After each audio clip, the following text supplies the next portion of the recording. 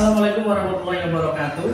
Ibu bapak guru hebat dimanapun berada, perkenalkan nama saya Wahidin, calon guru penggerak angkatan ke-10 dari SMA Negeri 6 Talangubi, Kabupaten Penukal Abab Lematang Ilir, Provinsi Sumatera Selatan.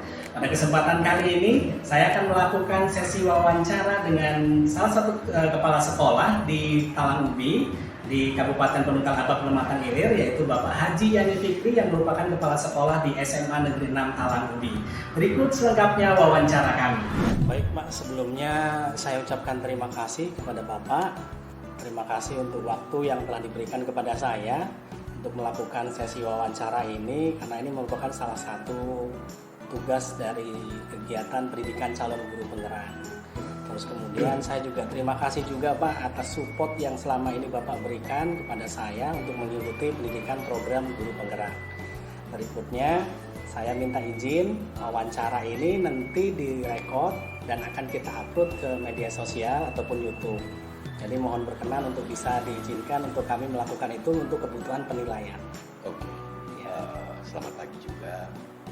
Sama-sama saya juga merasa senang dalam kesempatan ini. Tentu saya sebagai kepala sekolah dan Pak Wahidin sebagai guru penggerak untuk kita akan saling berbagi pengalaman. Pasti tentu banyak hal positif yang didapat, baik bagi kita berdua secara pribadi maupun bagi satuan pendidikan secara umum. Gitu Mas. Baik Pak. Mungkin sebelum saya lanjutkan, ada lagi yang mau disampaikan Bapak? Ya, terus terang dengan program pemerintah ini saya sangat respect, sangat aware, kemudian juga sangat berharap hal-hal yang sangat membantu bagi pihak sekolah bisa sebagian terpenuhi melalui program pemerintah ini, terutama bagi kawan-kawan guru kita, kawan-kawan guru pendidik maupun tenaga pendidikan. Banyak hal positif yang tentu kami harapkan juga dari Pak Wahidin sebagai peserta guru penggerak juga bisa mengimbas kepada kawan-kawan kita yang lainnya dalam hal metode pembelajaran, perilaku positif, tentunya itu yang kami harapkan. Gitu. Baik Pak. Jadi supportnya sudah sangat luar biasa. Saya sendiri pribadi mengucapkan terima kasih juga Pak.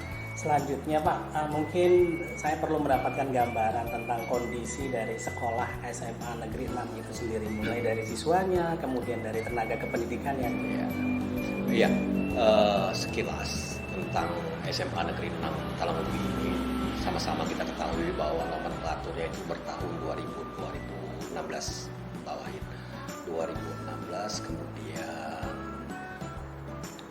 saya bertugas di sini 2020 dan alhamdulillah di tahun 2022 kita pindah ke gedung baru ini dari yang tadinya satu atap dengan SD Negeri 36 Talangubi dari tahun 2016 sampai 2020. 2022 awal kita pindah ke sini karena kita dapat bantuan dari pemerintah. Dengan semenjak pindah ke sini alhamdulillah segala proses itu ada peningkatan. Mulai dari iklim pembelajaran, kemudian sarana otomatis mengikuti, dan juga banyaknya tambahan kawan-kawan yang bergabung termasuk Pak Wahidin sendiri dari kawan-kawan guru P3K. SMA Negeri 6 Talangubi untuk saat ini terdiri dari 2 orang pegawai negeri sipil dan 10 orang dari guru P3K, ditambah juga beberapa tenaga honorer 2 orang, ada juga tenaga honorer tenaga pendidikan 3 orang. Seperti itu ya, kondisinya. Baik Pak, berarti sangat kompleks sekali ya Pak ya. Jadi gini Pak, dalam usia yang mungkin belum genap 10 tahun Pak ya, terus kemudian dengan latar belakang guru yang beraneka ragam, terus kemudian siswa juga yang beraneka ragam, sudah barang tentu pasti Bapak pernah mengalami atau menemui permasalahan-permasalahan atau kasus-kasus berkaitan dengan guru atau mungkin siswa atau yang lainnya mungkin. Nah, kesempatan ini mohon Bapak bisa berkenan bercerita salah satu kasus atau masalah yang pernah Bapak hadapi. Iya, mungkin kalau mau diceritakan mungkin bukan lagi 1 atau 2 ya. Seiring selama 4 tahun saya di sini, banyak sekali permasalahan, baik itu permasalahan guru dengan guru, siswa dengan siswa, siswa dengan guru, bahkan ada juga Pak Wahidin yang guru dengan kepala sekolah. Tapi alhamdulillah sejauh ini semua itu bisa kita temui solusinya yang terbaik, tidak sampai membuat hal-hal yang buruk bagi sekolah kita. Dan bisa kita carikan solusinya, bisa kita terima dari seluruh sisi, baik dari pihak yang konflik maupun yang pihak yang menengahi. Untuk saya pribadi, kalau kita bicara tentang dilema etika atau rujukan moral, itu sudah pasti.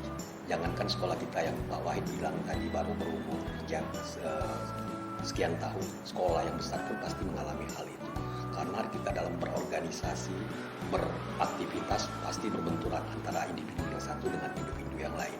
Berbenturan kepentingan yang satu dengan kepentingan lain. Berbenturan kepentingan individu dengan kepentingan kelompok.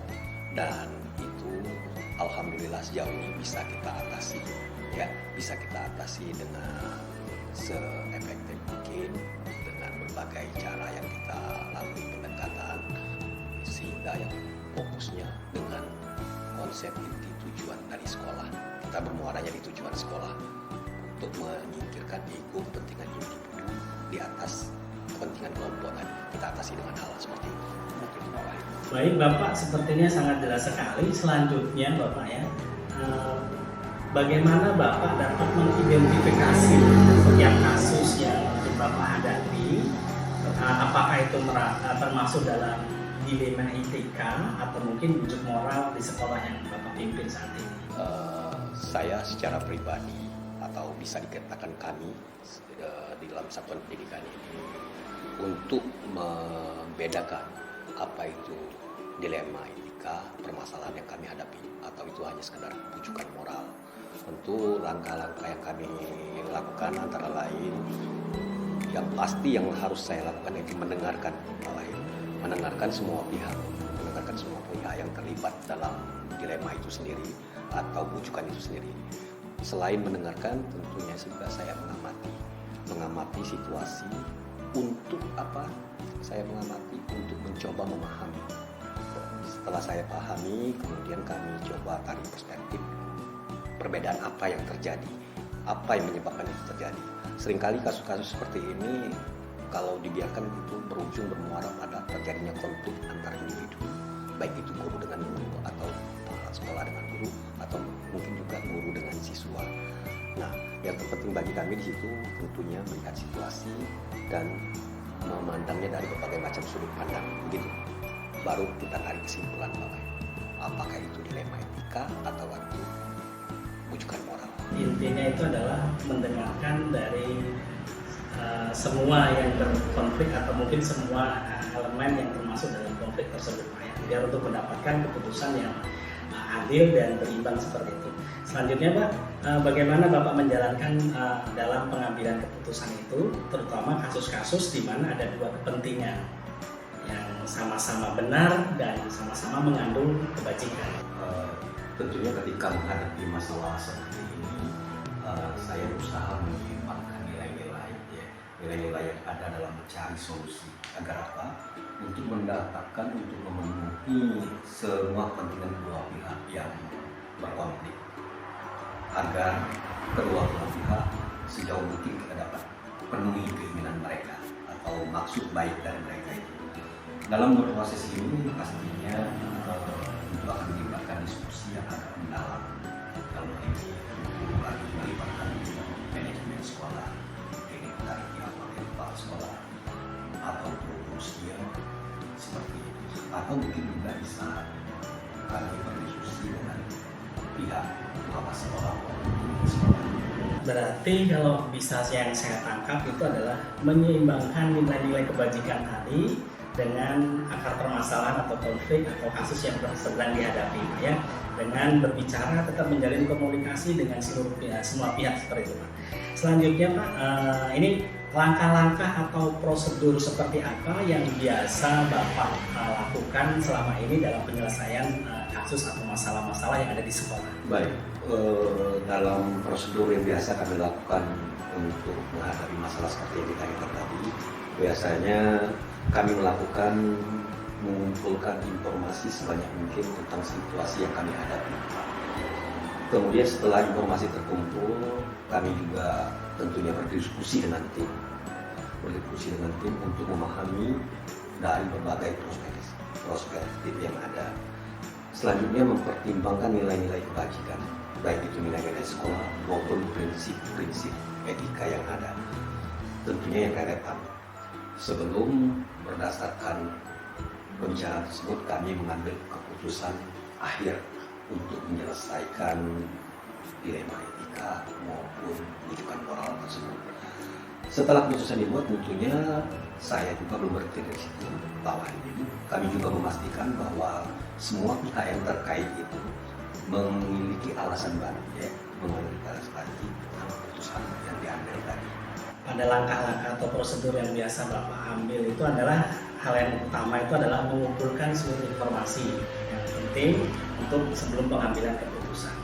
Selanjutnya, apa saja hal-hal yang selama ini Bapak anggap efektif dalam pengambilan keputusan pada kasus-kasus dilema etika?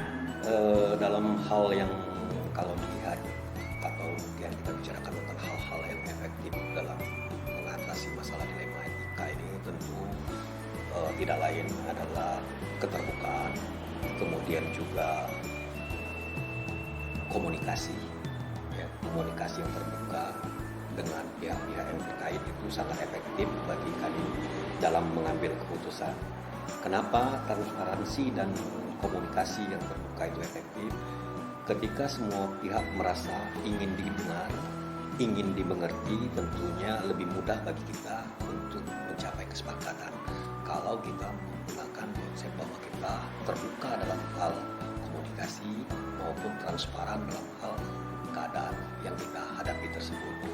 Kemudian juga selain keterbukaan dan transparansi itu tentu kita juga mempertimbangkan nilai-nilai inti sekolah. Karena bermuara kita dalam organisasi ini, dalam satuan pendidikan ini, muaranya tentu adalah tujuan yang ingin dicapai oleh pihak sekolah.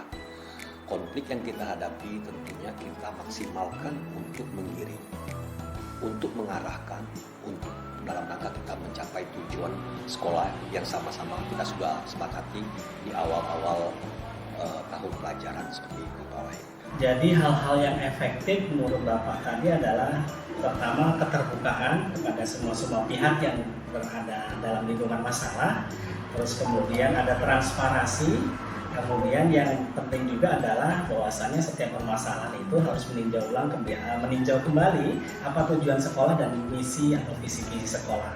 Artinya kalau dalam dilema etika ada perbedaan yang benar dan benar, dan itu mungkin membuat sebuah dilema dalam sebuah keputusan. Makanya perlu keterbukaan, transparansi, dan disesuaikan dengan tujuan atau visi-misi sekolah. Selanjutnya Bapak, saya ingin bertanya, bagaimana dengan tantangannya Pak? Apa saja tantangan yang Bapak hadapi dalam pengambilan keputusan, terutama berkaitan dengan kasus-kasus dilema etika? Kalau kita bicara tentang tantangan, saya lebih terkonsen dengan dilema etika. Karena itu tentu akan membuat kita bekerja lebih dalam lagi untuk menganalisanya. Karena kita sama-sama ketahui dilema etika ini tentu sama-sama bermuara hal-hal yang baik. Tetapi mau tidak mau kita harus menyelesaikannya.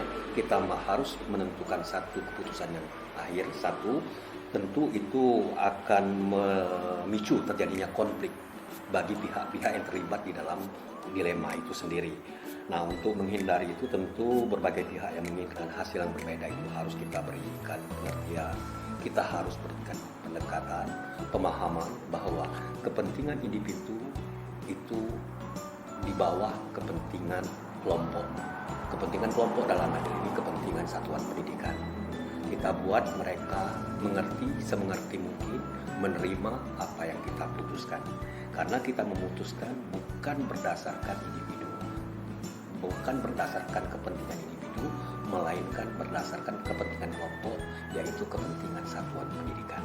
Kalau menurut yang saya tangkap, artinya dalam tantangan dilema etika ini adalah tantangan di mana ada terlibat pihak-pihak yang terkait dalam sebuah kasus tersebut, karena kita harus menentukan sebuah keputusan antara benar dengan benar.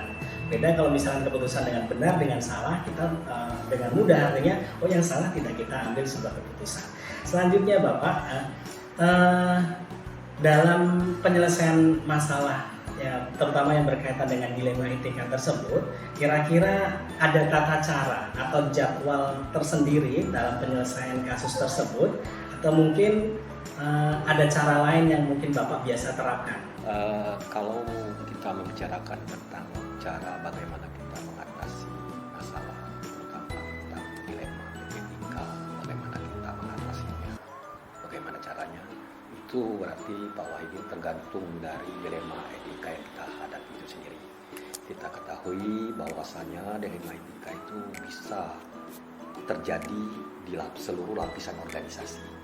Yang seperti kita bicarakan tadi, bisa siswa dengan siswa, siswa dengan guru, guru dengan guru, atau bahkan kepala sekolah dengan guru. Nah, untuk menyelesaikan itu tentunya tergantung kepada kompleksitas masalah itu sendiri. Semakin rumit, semakin kompleks permasalahan yang kami hadapi, tentu saya memerlukan waktu yang lebih banyak lagi, pembicaraan yang lebih intens lagi, melibatkan tim semaksimal mungkin. Jadi intinya seperti itu, bahwa semakin kompleks, tergantung dari dilema yang kami hadapi. Semakin kompleks berarti semakin kompleks pula cara kami mengatasinya. Kalau dia hanya sebatas siswa dengan siswa, mungkin bisa langsung kita atasi saat itu juga. Paling kita melibatkan pihak wali siswa saja, seperti itu Pak. Jadi melihat kompleksitas dari masalah yang dihadapi, apakah bisa diselesaikan pada saat itu. Semakin kompleks berarti kita harus semakin banyak pihak-pihak yang terkait, berarti membutuhkan waktu agar keputusannya sangat tepat, seperti itu Pak ya. Ya, selanjutnya Pak, adakah seseorang atau faktor-faktor yang mempermudah atau membantu Bapak dalam pengambilan keputusan, terutama berkaitan dengan kasus-kasus dilema etika? Oke, kalau masalah faktor-faktor yang mempermudah itu tentu pasti ada. Kita ketahui bahwa sekolah ini tidak akan bisa berhasil hanya dipimpin oleh seorang kepala sekolah sendiri tanpa dibantu oleh pihak-pihak lain. Nah, pihak-pihak lain ini saya sebut dengan tim Pak, biasanya di sekolah ini. Tim ini sangat berperan bagi kami dalam menyelesaikan dilema etika maupun rujukan moral. Tim itu seperti yang saya bilang, itu bisa dari wakil kepala sekolah, guru senior. Nah, mereka ini sangat membantu saya dalam memberikan saran-saran yang sangat memiliki perspektif yang sangat berharga bagi saya dalam menyelesaikan masalah. Selain dari tim tadi, kita juga tentu ada MKKS, rekan-rekan sesama kepala sekolah di kabupaten, di provinsi juga. Saya juga ada untuk beberapa kasus, ada juga berdiskusi dengan beberapa orang yang saya merasa dekat, bisa juga melalui ketua atau anggota-anggota yang lain. Jadi yang pihak-pihak ini yang sangat membantu saya dalam menyelesaikan masalah dilema etika yang saya hadapi di sekolah selama ini. Jadi faktor-faktor tadi yang sangat berperan adalah tim, kalau sebutan untuk SMA kita ya Pak ya. Jadi tim, kemudian kalau memang tim tidak selesai mungkin bisa kepada pihak luar, salah satunya tadi melalui MKKS ya. Baik Pak, selanjutnya dari semua hal yang telah kita bicarakan ini Pak ya, tentang pengambilan keputusan berkaitan dengan dilema etika, kira-kira Pak, pembelajaran apa yang dapat Bapak petik atau pengalaman dari pengalaman penyelesaian kasus-kasus tersebut? Tentunya pembelajaran yang terbesar bagi saya terhadap dilema etika ini, saya menyadari betapa pentingnya kita mendengarkan, betapa pentingnya kita menghargai setiap perspektif yang ada di lingkungan kita. Kenapa? Karena dengan mendengarkan, dengan menghargai perspektif atau pendapat saran kawan-kawan, maka saya meyakini keputusan yang diambil akan memiliki prinsip keadilan dari lingkungan kita, dan juga pastinya berintegritas. Jadi saya dengan dilema etika yang kami hadapi selama ini, pelajaran yang paling berharga itu tadi, mendengarkan, menghargai pendapat orang lain, berbagai perspektif yang ada, kita diskusikan. Saya meyakini itu akan bermuara kepada keputusan yang adil dan juga berintegritas bagi sekolah ini maupun bagi saya pribadi sendiri. Seperti itu Pak Wahid. Tanpa terasa sepertinya sudah banyak yang kita bicarakan, Pak. Kalau mengutip dari yang pembicaraan terakhir tadi, bahwasanya pembelajaran itu adalah kita harus mau mendengar, terus kemudian mau menghargai pendapat orang lain, apalagi berkaitan dengan kasus-kasus yang berkaitan dengan dilema etika. Jadi Pak, saya ucapkan terima kasih atas waktu yang telah diberikan, dan ini merupakan pengalaman berharga saya bisa ngobrol langsung dengan Bapak sebagai kepala sekolah untuk bisa menggali pengalaman bagaimana menyelesaikan sebuah keputusan yang bijaksana, yang bisa adil buat semuanya. Kalau misalkan walaupun tidak semuanya, minimal secara umum itu bisa berkeadilan dan berintegritas, begitu Pak ya. Ya, sama-sama Pak Wahid. Saya juga pribadi sangat senang dengan momen ini. Tentu ini pengalaman juga bagi saya untuk bertukar pengalaman dengan Pak Wahid. Semoga dengan program penggerak ini teruslah menggali potensi diri, teruslah berbagi, jangan lupa berbagi, biar kegiatan ini berimbas bagi rekan-rekan yang lain yang belum berkesempatan untuk mengikuti program ini. Gitu Pak Wahid. Ya, baik, sekali lagi terima kasih Pak ya. Ya. Baik Ibu Bapak Guru hebat, demikian tadi wawancara saya dengan Kepala Sekolah SMA Negeri 6 Talang Ubi yang terhormat Bapak Haji Yani Fikri SPNN berkaitan dengan pengambilan keputusan, terutama dengan masalah-masalah yang berkaitan dengan dilema etika. Mudah-mudahan video ini bermanfaat dan bisa menjadi inspirasi bagi kita semuanya. Demikian, wassalamualaikum warahmatullahi wabarakatuh.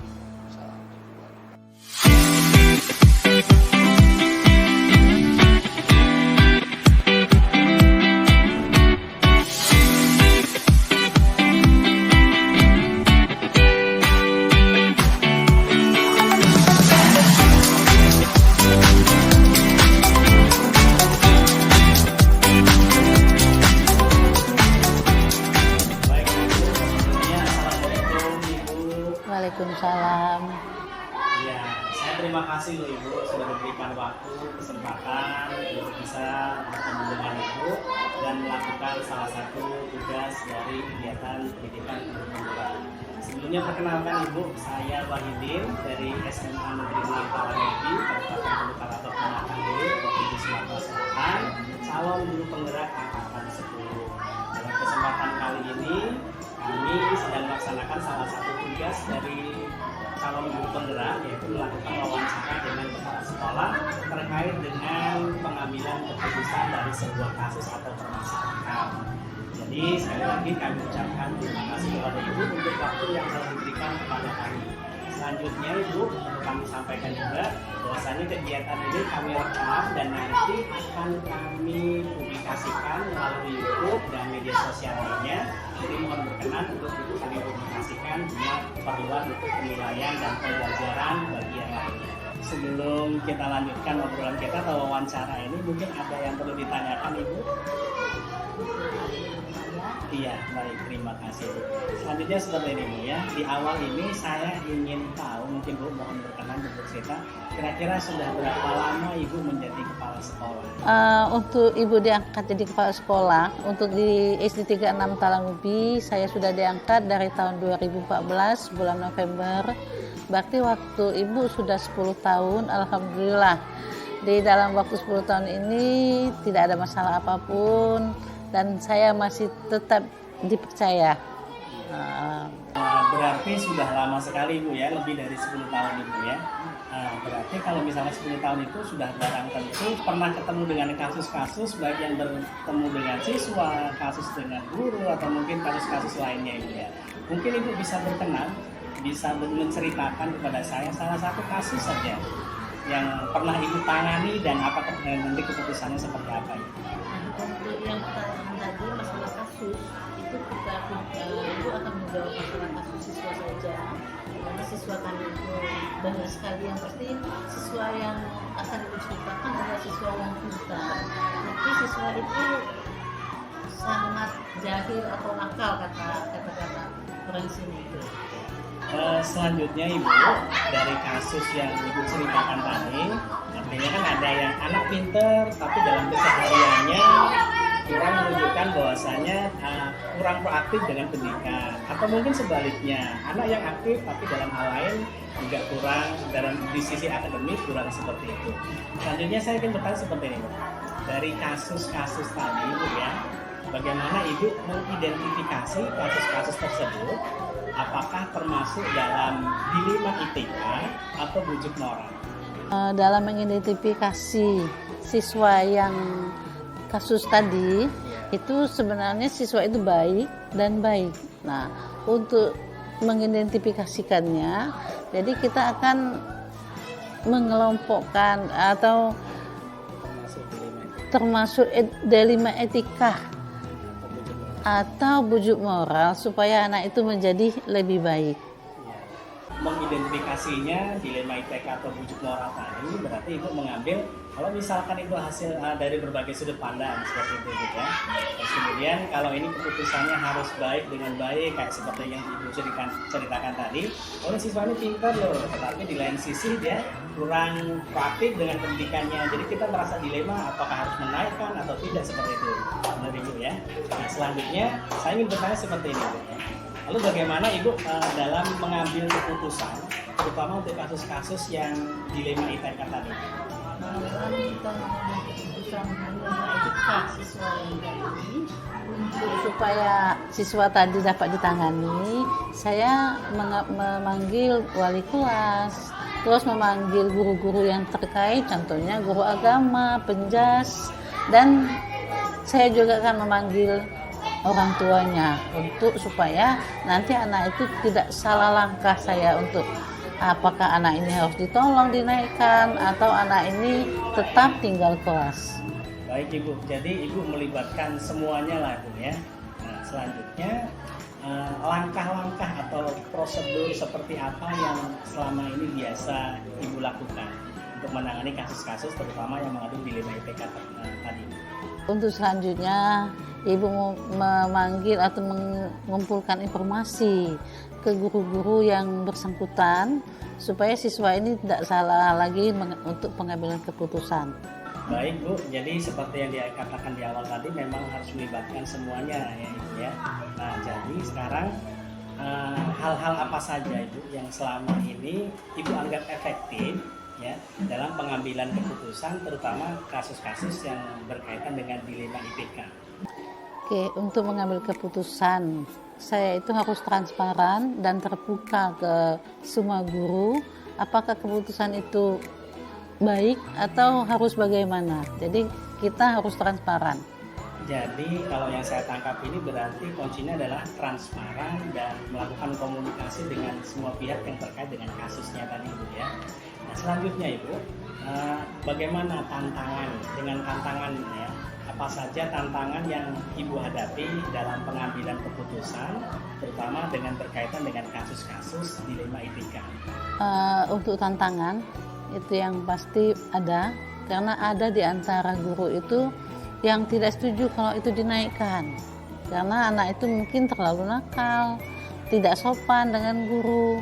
Itu tantangan bagi guru.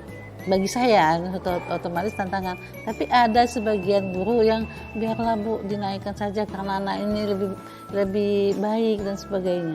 Jadi tantangannya itu bagaimana menyatukan pemikiran dari pihak-pihak yang terkait Ibu ya. Ya selanjutnya Ibu, mungkin Ibu ada cara atau jadwal tersendiri untuk menyelesaikan kasus tersebut. Apakah Ibu langsung menyelesaikan kasus itu di tempat atau memiliki jadwal tertentu agar mungkin tenang dulu baru nanti bisa menyelesaikan kasus tersebut? Kasus itu tergantung dengan siswanya. Kalau siswanya itu bisa kita selesaikan hari ini, kita selesaikan hari ini. Tapi kalau kasus itu mungkin lebih lebih kompleks lagi kita tunda dan kita akan kumpul kembali untuk selanjutnya. Jadi artinya situasional lah Ibu ya, tergantung dari kompleksitas kasusnya. Jadi kalau misalkan bisa diselesaikan hari itu ya selesaikan hari itu. Tapi kalaupun harus menunggu dari pihak-pihak terkait, berarti harus ditunda, harus berkumpul terlebih dahulu. Seperti itu ya. Selanjutnya Ibu, ini adakah seseorang atau faktor yang mempermudah atau membantu Ibu dalam pengambilan keputusan, terutama dalam kasus-kasus dilema etika? Untuk mengambil keputusan itu saya itu pasti memanggil guru-guru untuk bermusyawarah supaya apa yang kasus tadi itu bisa diselesaikan sama-sama. Jadi dukungannya dari guru. Dari guru-guru. Dan semuanya bisa. Ya, karena kita ini untuk SD itu tidak ada waka, tidak ada apa guru DP, ya hanya semuanya guru. Intinya sebenarnya Ibu tidak mengambil secara pribadi lah, artinya sendirian ada melibatkan juga guru-guru yang terkait, demikian Ibu ya. Ya baik. Selanjutnya Ibu, dari semua hal tadi yang telah kita bicarakan ya, pembelajaran apa yang bisa Ibu petik ya dari setiap pengambilan keputusan, terutama dengan kasus-kasus yang mengandung dilema ITK? Pembelajaran yang saya ambil itu kita ambil dari keputusan bersama dan musyawarah dari seluruh guru, mana yang terbaik baru kita ambil dan mendengarkan keputusan bersama-sama apa yang terbaik. Kalau kata di dalam musyawarah itu, oh Bu harus gini, ya saya harus menuruti hasil daripada musyawarah tersebut. Inti pembelajarannya adalah mendengarkan dari semua pihak, benar Ibu ya? Iya baik Bu. Jadi Ibu, sekali lagi saya ucapkan terima kasih. Mungkin sampai di sini wawancara kita atau dialog kita tentang proses pengambilan keputusan. Nah, terima kasih sekali lagi atas waktu yang telah diberikan kepada saya. Baik, demikian tadi wawancara saya dengan Ibu Kepala Sekolah SD 36 Talangubi, Ibu Sunarti, dari proses pengambilan keputusan dan setiap permasalahan yang beliau hadapi. Mudah-mudahan video ini bermanfaat bagi kita semuanya dan salam guru penggerak.